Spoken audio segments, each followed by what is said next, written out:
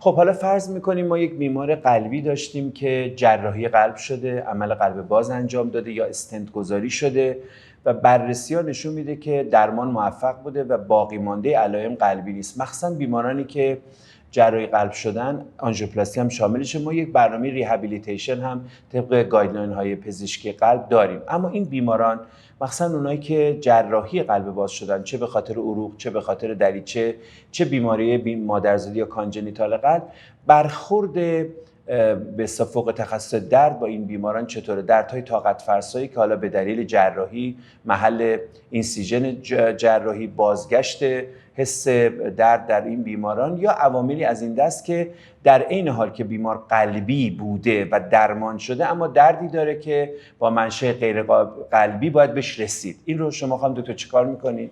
خیلی ممنونم از اینکه این موضوع مهم رو مطرح فرمودید.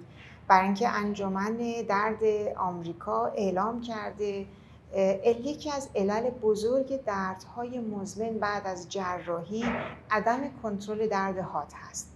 بیمارانی که در معرض جراحی‌های قلب قرار می‌گیرند در آی‌سی‌یو بستری میشن، از مواردی هستن که دچار این دردها خواهند شد. هرچه سریعتر باید درد این بیماران، چه از لحاظ دارویی، چه از لحاظ درمان‌های ریهابیلیتیشن که شما فرمودید و یا پروسیجرهای ما، این دردها کنترل بشه و الا تبدیل خواهد شد به عنوان دردهای مزمن بعد از جراحی. بسیار آزاردهنده است چون در قفسه سینه هم هست، بیمار به سختی نفس میکشه و همین باعث میشه که تنفس بیمار احتمال عفونت‌های ریوی بالا بره و یکی از روش‌های بسیار خوب معرفی و مشاوره با متخصصین درد هست برای کنترل این نوع دردها. بسیار بسیار ممنون. پس ما به این نتیجه میرسیم که درد بیمار باید برطرف شه. هدف ما درمان بیماره، نه فقط درمان بیماری قلبی بیمار.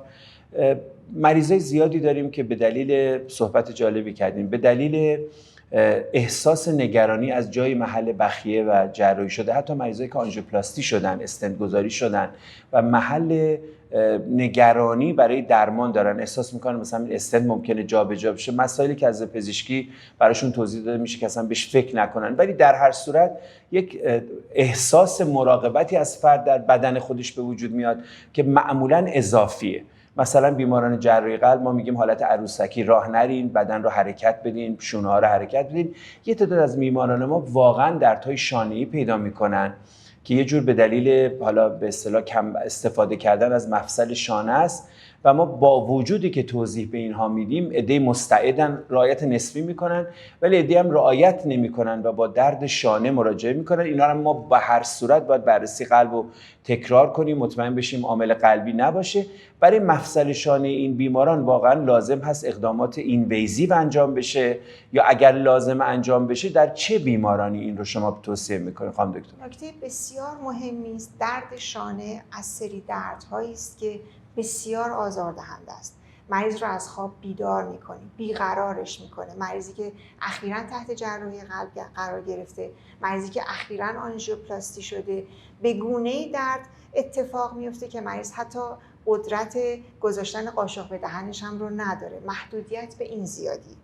یک سری از درمان‌ها دارویی است و حرکته. همونطور که شما به خوبی اشاره فرمودید، یکی از عوامل مهم در درد شانه بی‌حرکتی است. بی‌حرکتی ایجاد درد میکنه، درد بی‌حرکتی رو تشدید میکنه و این دور باطل ادامه پیدا میکنه.